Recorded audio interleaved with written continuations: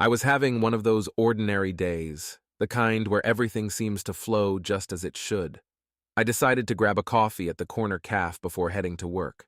The morning rush was in full swing, with people bustling around, lost in their routines. As I sipped my coffee, I overheard a conversation between two women sitting at the table next to me. At first I wasn't paying much attention, but then I caught a snippet that made my heart skip a beat. Can you believe it? She actually said that her cuckold husband didn't even realize he was being cheated out of money, one of the women said, her voice dripping with amusement. The second woman laughed out loud. Some people are just so oblivious, it's almost impressive. My hand tightened around my coffee cup, the ceramic almost slipping from my grasp. They couldn't be talking about me, could they? But the more I listened, the more I felt the sting of betrayal. It was like they were describing my life in brutal detail, right down to the way my wife Emily had always managed our finances. I didn't wait to hear more. I stood up abruptly, my mind racing. I left the cafe, my coffee forgotten on the table, and pulled out my phone. My fingers trembled as I dialed Emily's number. "Hey, honey," she answered, her voice cheerful and unsuspecting. "Come home right now," I said, trying to keep my voice steady. "Or I'll be so cruel you'll want to cut me out of your life immediately." There was a pause. "What? What are you talking about? Just come home, Emily. Now." I hung up before she could respond, my heart pounding in my chest. As I drove home, my mind was a whirlwind of thoughts and emotions. I tried to make sense of the snippets of conversation I had overheard. Could it really be true? Had Emily been cheating on me? And with our money? When I got home, I paced the living room, waiting for Emily. The minutes felt like hours. Finally, I heard the sound of her car pulling into the driveway.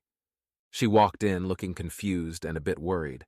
"What's going on, Derek?" she asked, setting her purse down on the kitchen counter. "I overheard something today," I said, struggling to keep my voice calm. "Something about you and our money, about you cheating on me." Her face went pale. "What? Who said that?" "Does it matter? I want the truth, Emily. Now."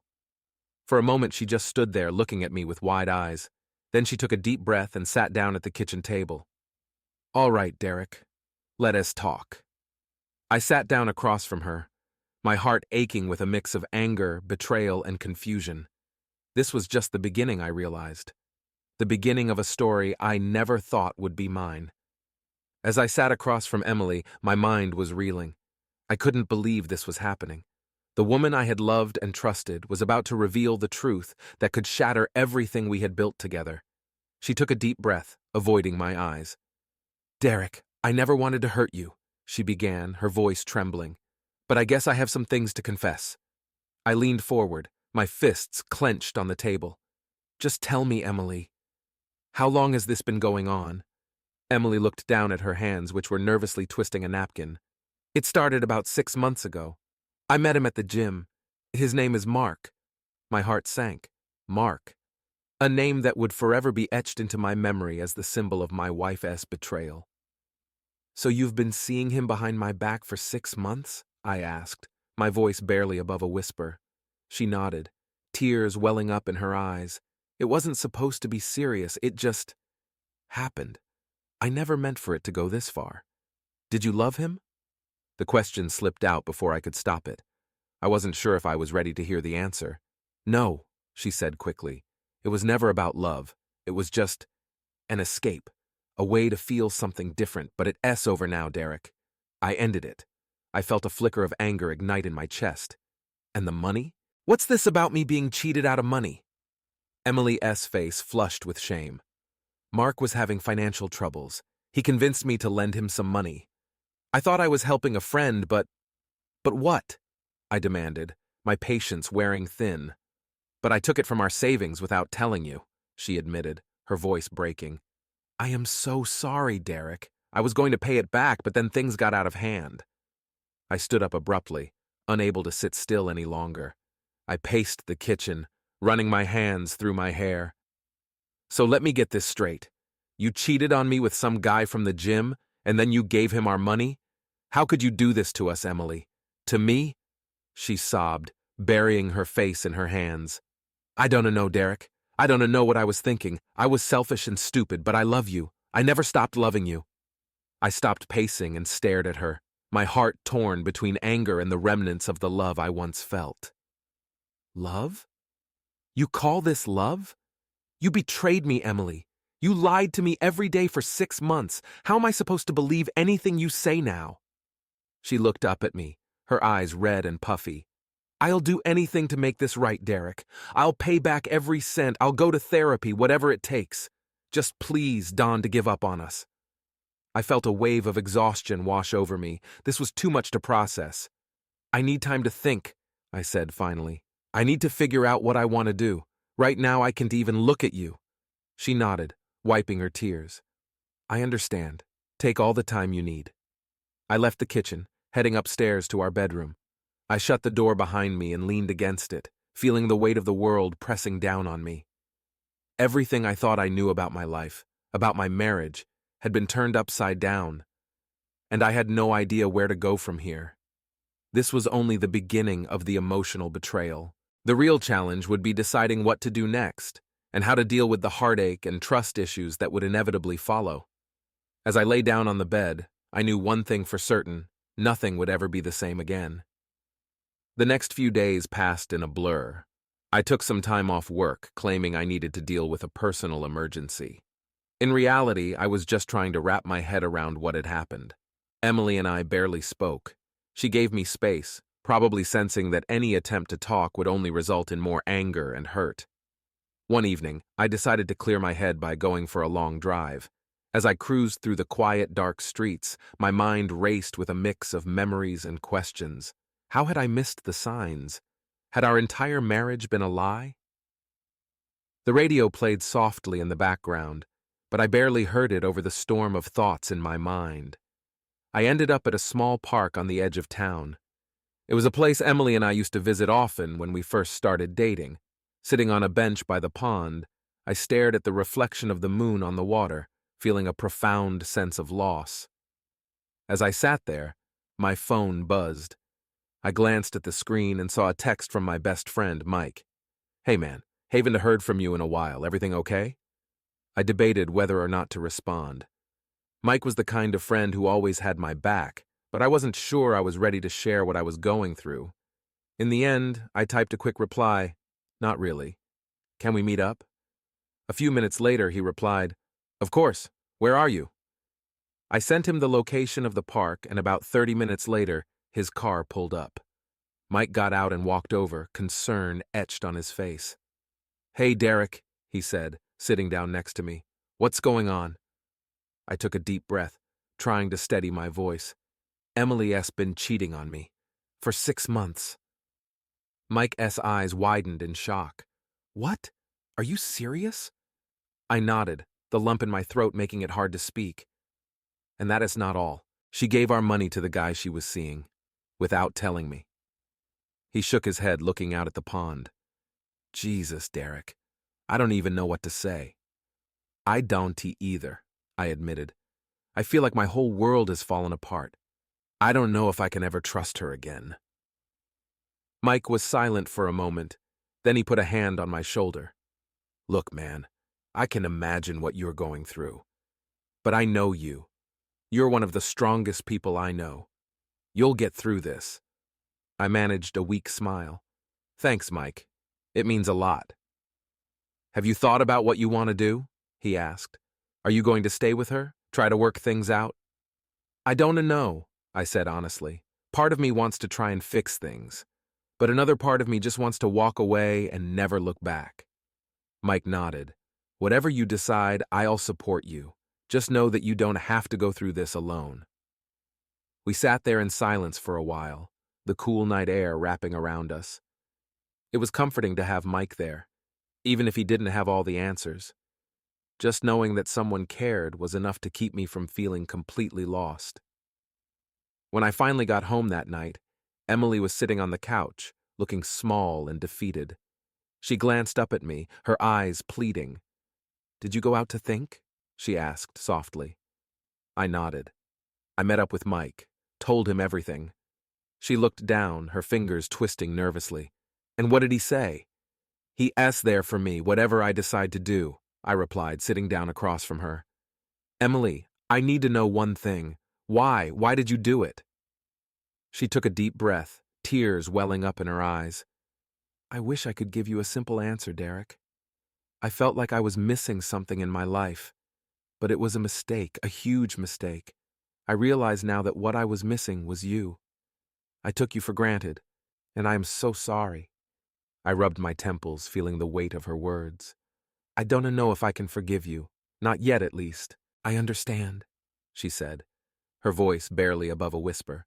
I'll do whatever it takes to make things right. But I know it's going to take time. As I headed upstairs to the guest room, where I had been sleeping since the revelation, I felt a glimmer of hope. Maybe, just maybe, there was a chance to rebuild. But it would be a long, painful journey, and the outcome was far from certain. This was just the beginning of the fallout from Emily's betrayal. The next steps would be crucial in determining whether our marriage could survive, or if it was truly the end. The days following my conversation with Emily were tense and awkward. We moved around each other like strangers, each of us lost in our thoughts. I continued to sleep in the guest room, needing the physical and emotional distance to sort through my feelings. Emily made a point to be home whenever I was, but she gave me space, perhaps realizing that anything else might push me further away. One evening, as I sat in the guest room, staring at the ceiling, I decided I needed more than just time to think. I needed clarity. I grabbed my laptop and started looking up therapists in the area. I found one who specialized in couples counseling and individual therapy. I made an appointment for the following week. The first session was nerve-wracking.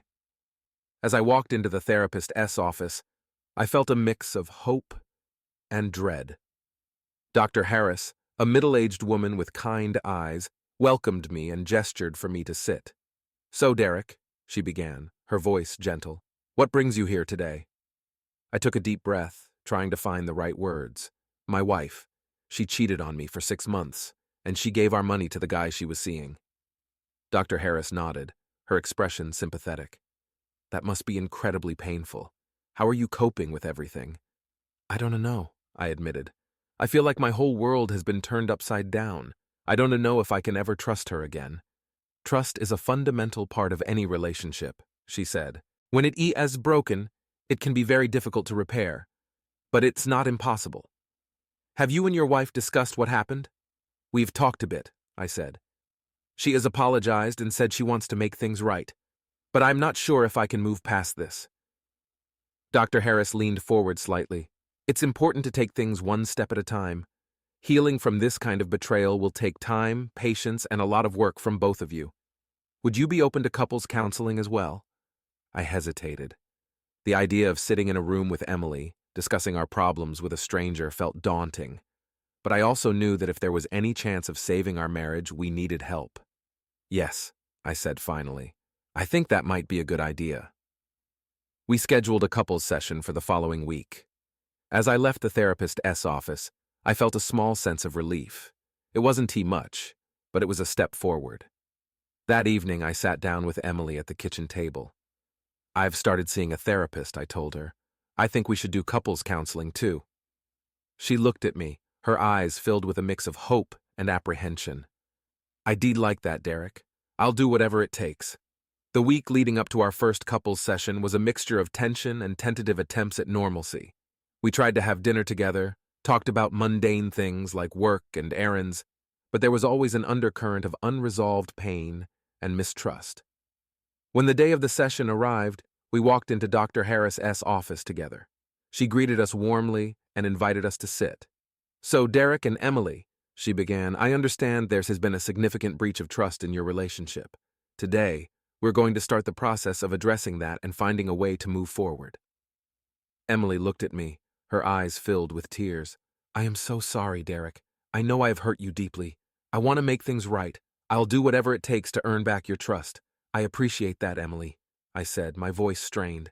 But it's going to take a lot of time and effort. I'm not sure if I can ever fully trust you again. Dr. Harris nodded. Rebuilding trust is a long process. It requires honesty, transparency, and a willingness to address the underlying issues that led to the betrayal. "Emily, what made you turn to someone else?" Emily took a deep breath, wiping away her tears. "I felt like something was missing in my life. I didn't know how to talk to Derek about it, and instead of facing my feelings, I made a terrible mistake. I know that's not an excuse. It is just what happened." "And Derek," Dr. Harris said, turning to me, "how did you feel when you found out?" I clenched my hands into fists, trying to keep my emotions in check. I felt betrayed, angry, and confused. It is like everything I thought I knew about our relationship was a lie. Dr. Harris nodded. "Those feelings are completely valid. It is important to acknowledge them and to communicate openly about them. Healing will require both of you to be vulnerable and honest with each other." The session was emotionally draining, but it also felt like a step in the right direction. As we left the office, Emily reached for my hand. I hesitated, then took it. It was a small gesture, but it felt like a tentative promise to try and move forward, no matter how difficult it might be. Back at home, we sat together on the couch, the silence between us no longer as heavy. "Thank you for agreeing to the counseling," Emily said softly. "I know it's going to be hard, but I believe we can get through this." I nodded, feeling a flicker of hope. "Yeah, me too. It's not going to be easy, but I am willing to try." As we sat there, I realized that the path to healing would be long and challenging. But for the first time since the revelation, I felt a glimmer of possibility. Maybe, just maybe, we could find a way to rebuild what had been broken. The weeks following our first counseling session were some of the most challenging of my life. Emily and I continued to see Dr. Harris both together and separately. Each session was a deep dive into our emotions, forcing us to confront the pain, anger, and confusion head-on. It was exhausting, but I started to see glimpses of progress. One evening, after a particularly tough session, Emily and I sat in the living room, both of us emotionally spent. I looked at her, seeing the weariness in her eyes, and realized how much this was taking a toll on both of us. "How are you holding up?" I asked, breaking the silence. She gave me a small, tired smile. "It is hard, Derek, but I know this is necessary. I hope you can forgive me someday." I sighed, running a hand through my hair. "I'm trying, Emily. It's just going to take time." In addition to therapy, we started implementing some of the exercises Dr. Harris suggested. One was a daily check-in where we would share our feelings and thoughts without judgment or interruption. It was awkward at first, but gradually, it became a way for us to reconnect. One night, during our check-in, Emily hesitated before speaking. "I've been thinking a lot about why I did what I did," she began, "and I realize now that I was running away from my own fears and insecurities. It wasn't about you. It was about me not feeling good enough, not being able to communicate what I needed." I listened, trying to understand her perspective. "I wish you had talked to me," I said. "We could have worked through it together." "I know," she said, tears welling up in her eyes. "I was scared, but I see now that keeping things inside only made everything worse." Another part of our healing process was rebuilding trust. Emily agreed to be completely transparent about her activities. She shared her phone and email passwords with me and let me know where she was going and who she was with at all times. It felt strange, almost invasive, but it was necessary for me to start feeling secure again. There were moments of tension and doubt, especially when I saw reminders of her affair. Seeing her phone light up with a text or an email would send a jolt of anxiety through me. But I tried to remind myself that trust wouldn't be rebuilt overnight. It was a process, and it required patience from both of us. One weekend, we decided to take a short trip to the mountains. It was a place we had always loved, full of happy memories. As we hiked through the trails and sat by the lake, I felt some of the tension ease. Being away from the daily grind and in nature helped us reconnect in a way we hadn't in a long time. On the last night of our trip, we sat by a campfire, the crackling flames casting a warm glow on Emily S.'s face. She looked at me, her eyes reflecting the firelight.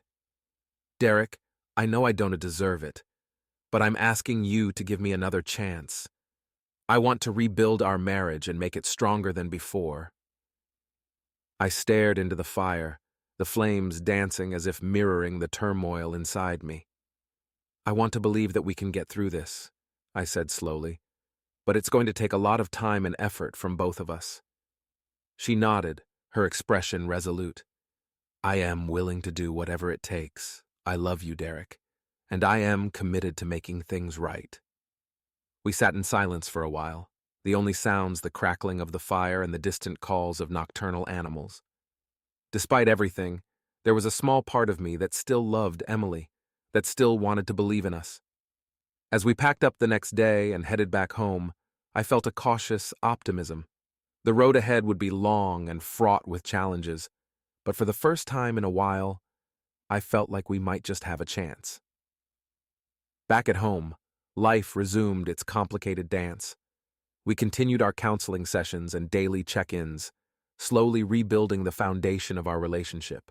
It wasn't easy, and there were days when I felt like giving up, but each time, I reminded myself of the commitment we made to each other and to our future. One evening, after another long day, I found a note from Emily on the kitchen counter. It was simple, but it brought tears to my eyes. Derek, I know I've hurt you more than words can express, but I believe in us. I believe we can come out of this stronger.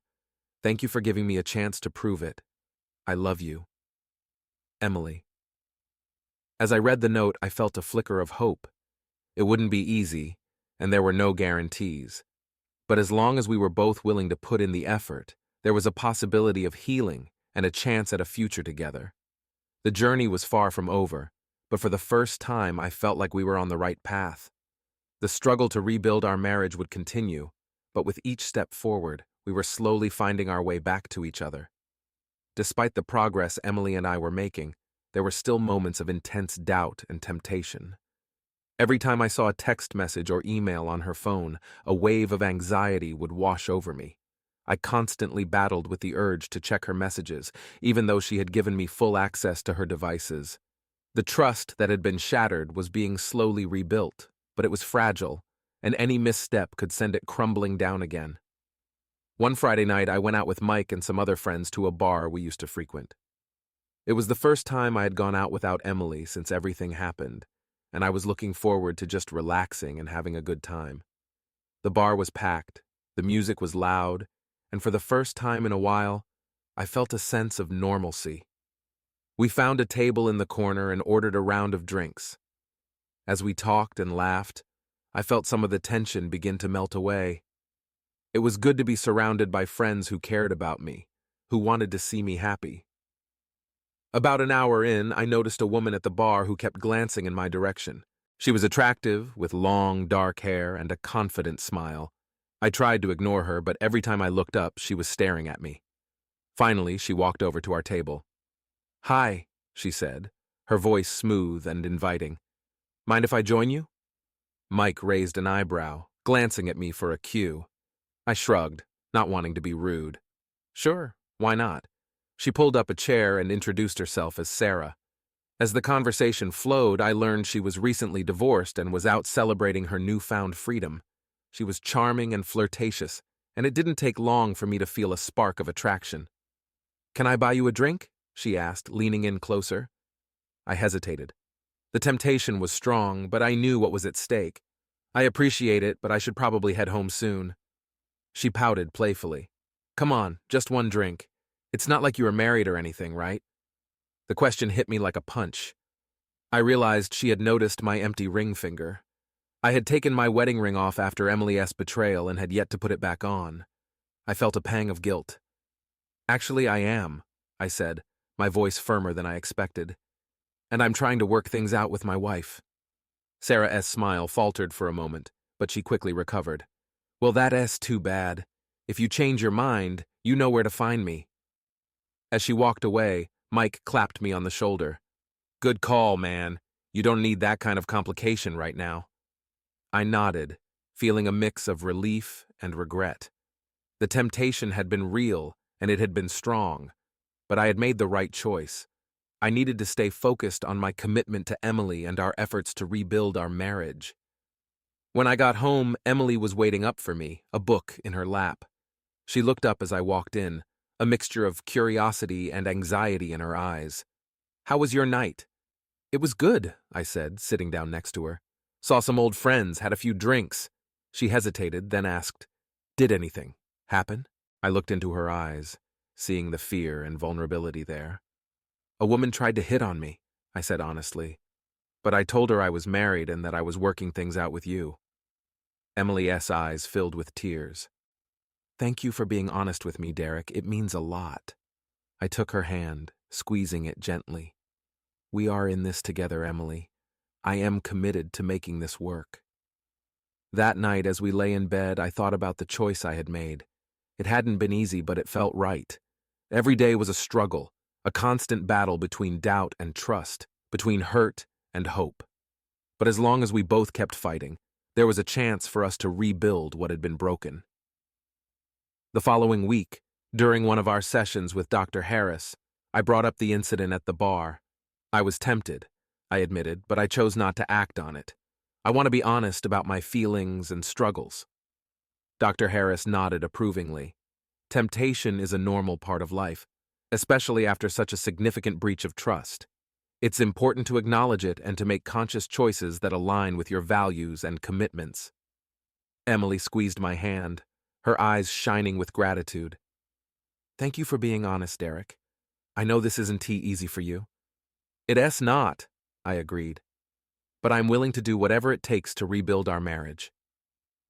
As we continued our therapy, we started to see more progress. Our communication improved and the daily check-ins became more natural. We were slowly rebuilding the foundation of trust, brick by brick. It was a long and difficult process, but every small step forward felt like a victory. One evening, as we sat on the couch watching a movie, Emily turned to me and said, "I've been thinking a lot about us, about our future." I looked at her, my heart pounding. "What about it?" "I want us to renew our vows," she said, her voice filled with emotion. "Not right away, but when we're ready. I want to make a new commitment to each other, to show that we are stronger than ever." The idea filled me with a mix of hope and apprehension. "I'd like that," I said finally, "when the time is right." As the weeks turned into months, we continued to work on our relationship, taking things one day at a time. There were still moments of doubt and temptation, but each time we chose to fight for our marriage. And with each choice, we grew stronger, together. The months of therapy and hard work began to pay off. Emily and I were finally starting to find our rhythm again.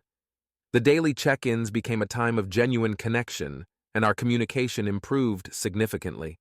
We were not just talking, but really listening to each other. One day, as we sat in Dr. Harris's office, she remarked on our progress. "You two have come a long way," she said, smiling warmly. "I see a lot of growth and commitment from both of you." Emily and I exchanged a glance, a small but meaningful smile passing between us. It felt good to hear that, to know our efforts were making a difference. After the session, Emily suggested we go out for lunch. We found a cozy little cafe and settled into a corner booth. As we ate, we talked about everything and nothing, just enjoying each other's company. It felt like the early days of our relationship, when everything was new and exciting. As we were finishing our meal, Emily reached across the table and took my hand. "Derek, I've been thinking a lot about our future, about what we want and where we are headed." I nodded, squeezing her hand. "Me too. I feel like we are finally starting to get back on track." She smiled, her eyes bright. "I've been talking to Dr. Harris about the possibility of us taking a trip together, just the two of us away from everything. I think it could be a good way to reconnect and create new memories." The idea intrigued me. A getaway could be just what we needed to solidify the progress we had made. "I like that idea. Where do you think we should go?" "How about the beach?" she suggested. "We always loved our beach vacations." The beach had always been our happy place. The sound of the waves, the feel of the sand between our toes, it was a place where we could relax and just be ourselves. "The beach sounds perfect," I agreed. "Let us do it." We planned our trip for the following month. As the departure date approached, I found myself looking forward to it more and more. It felt like a fresh start, a chance to leave the past behind and focus on the future. When the day finally arrived, we packed our bags and headed to the airport. The flight was short, and before we knew it, we were stepping off the plane and into the warm, salty air. The beach house we had rented was quaint and charming, with a perfect view of the ocean. For the first few days, we did nothing but relax. We walked along the shore, hand in hand, and spent lazy afternoons lounging in beach chairs, reading and napping. In the evenings, we cooked dinner together and talked late into the night, the sound of the waves providing a soothing backdrop. One evening, as we sat on the porch watching the sunset, Emily turned to me with a serious expression. "Derek, there is something I want to talk about." My heart skipped a beat. "What is it?" She took a deep breath. "I know we've come a long way, and I'm so grateful for the progress we've made. But I also know that trust is still a fragile thing for us. I want to make sure we were doing everything we can to rebuild it." I nodded, understanding her concern. "I agree. We've made a lot of progress, but there's still work to be done. Dr. Harris suggested something that I think could help," she continued. "She mentioned the idea of a trust-building exercise. It's a way for us to openly share our thoughts and feelings and to reassure each other of our commitment." The idea intrigued me. "What kind of exercise?" "It's called the trust jar," she explained. "Every time we do something that builds trust, we put a note in the jar. It can be anything, from small gestures to big actions. Over time, we can see the jar fill up and know that we are actively working on rebuilding our trust." I liked the idea. It was tangible, a visible reminder of our efforts. "Let us do it," I said, smiling. "I think it could be really helpful." The next morning, we bought a glass jar and some small slips of paper. We placed it on the kitchen counter in the beach house and began adding notes to it. Every time one of us did something that built trust, whether it was sharing a vulnerable moment, making a sacrifice, or simply being honest, we wrote it down and added it to the jar. As the days passed, the jar began to fill up.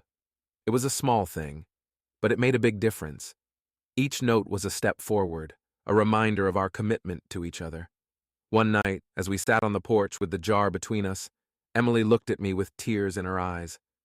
"Thank you, Derek, for giving us a chance, for fighting for our marriage." I reached across and took her hand, my heart full.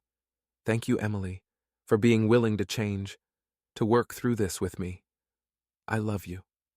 I love you too," she whispered.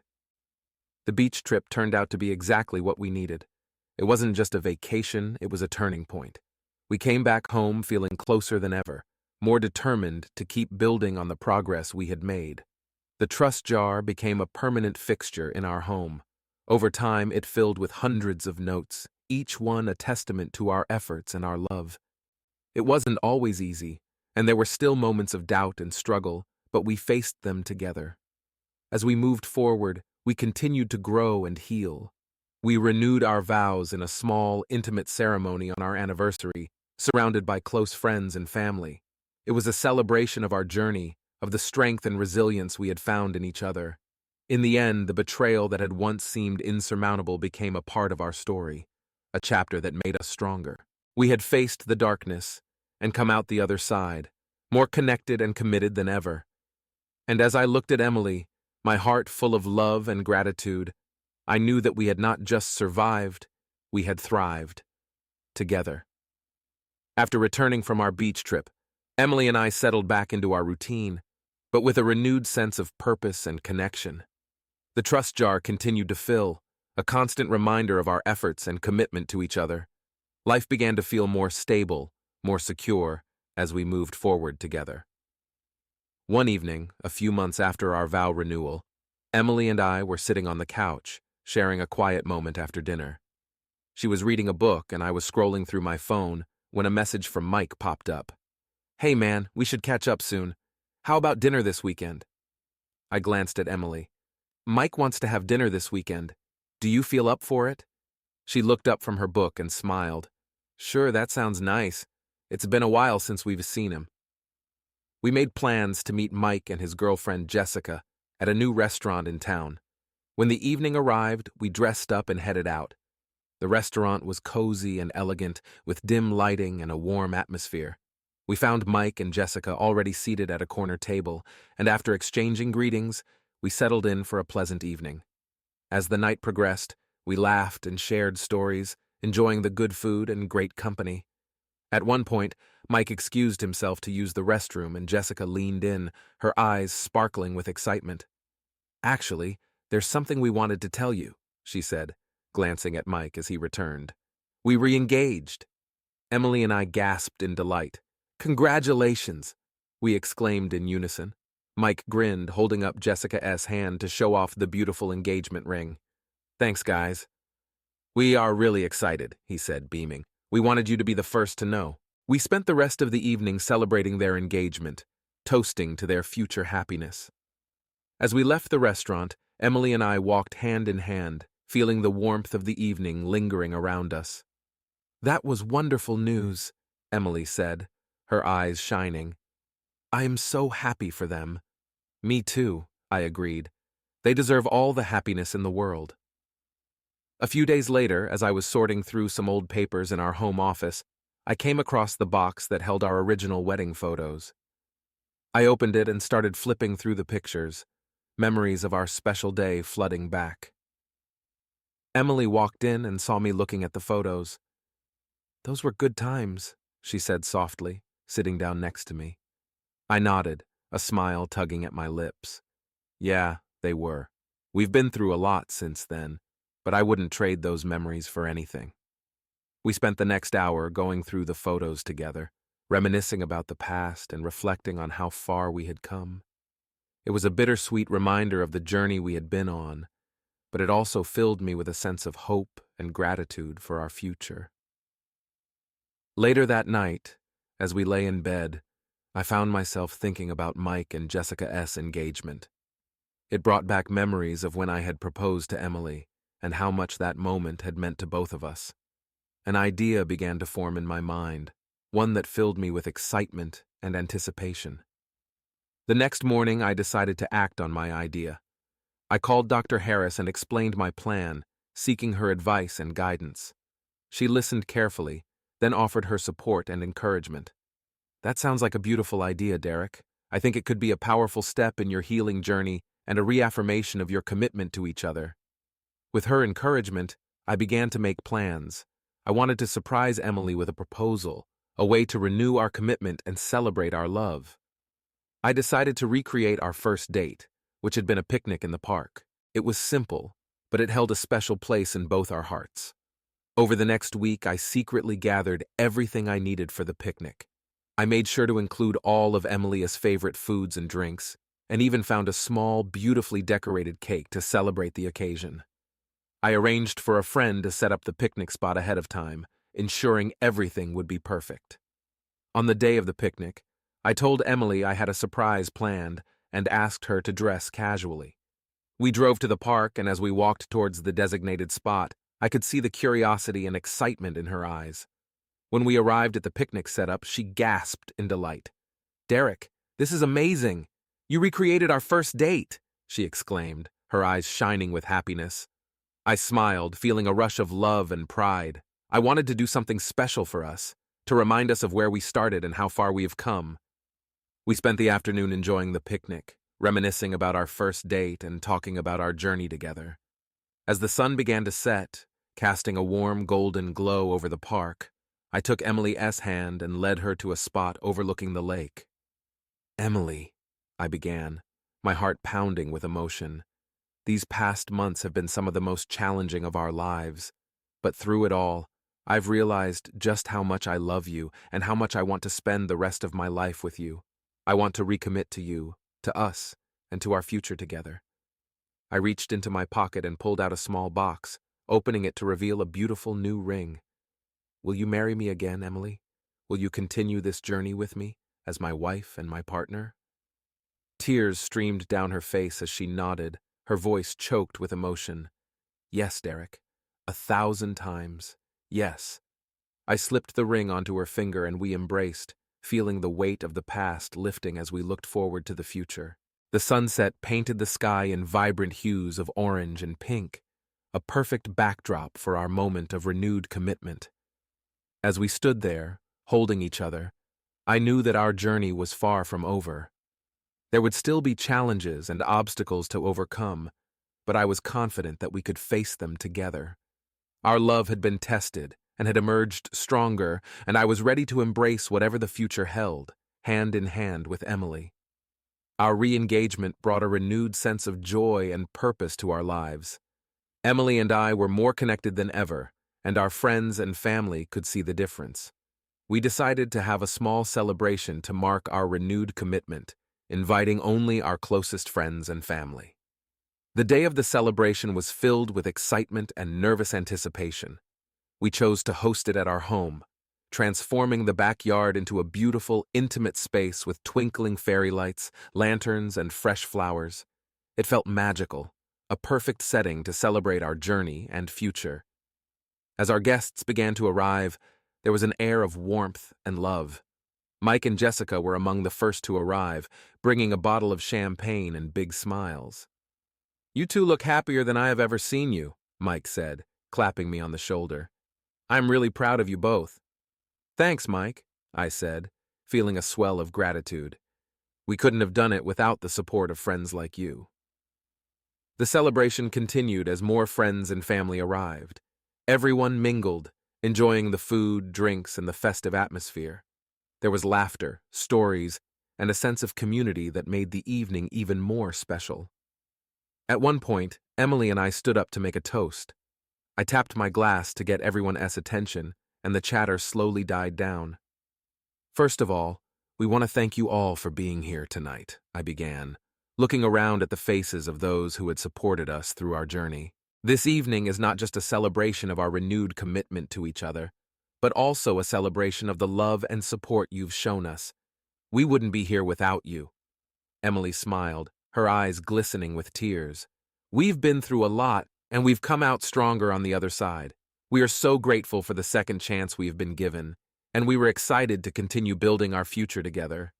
Everyone raised their glasses, cheering and toasting to love, resilience, and new beginnings. It was a moment filled with hope and happiness, a turning point that signaled a brighter future.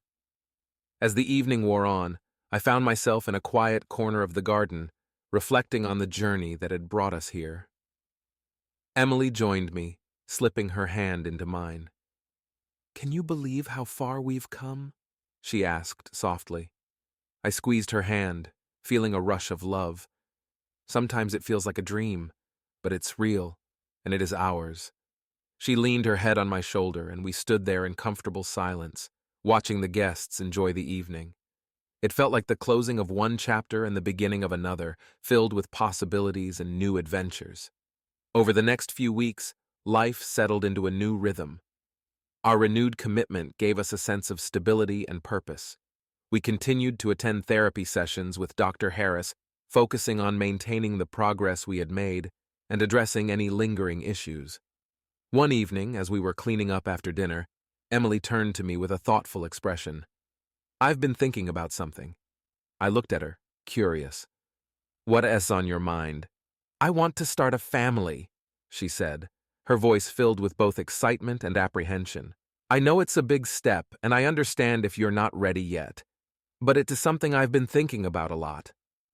Her words took me by surprise. The idea of starting a family had been something we talked about early in our marriage, but it had been put on hold as we navigated through our challenges. Now, hearing Emily express her desire to take that step filled me with a mix of emotions. "I've thought about it too," I admitted, "and I think I am ready. We have come so far, and I believe we can do this together." Her face lit up with joy. "Really? You mean it?" I nodded, feeling a sense of certainty. "Yes, Emily, I want to start a family with you. Let us take this next step together." We hugged, feeling the weight of the decision and the excitement of what lay ahead. It was a new chapter, one that would bring its own set of challenges and joys, but we were ready to face it together. A few months later, we found out that Emily was pregnant.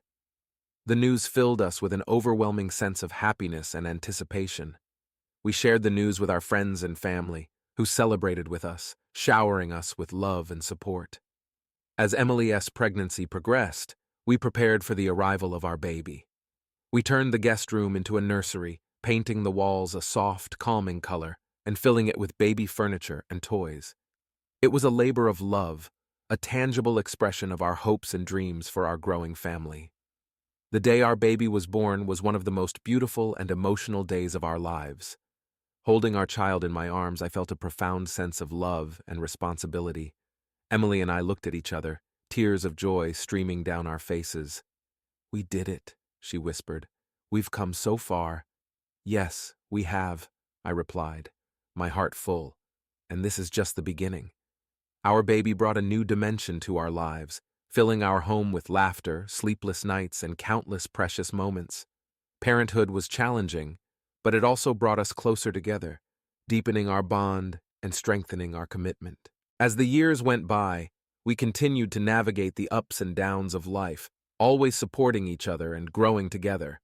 Our journey had been filled with pain and betrayal, but it had also been a story of resilience, forgiveness, and enduring love.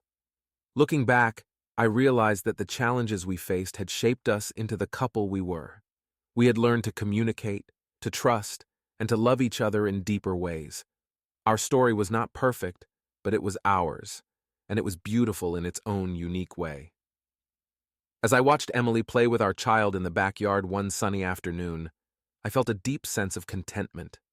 Our journey had been long and difficult, but it had led us to a place of happiness and fulfillment, and I knew that whatever the future held, we would face it together, with love and strength.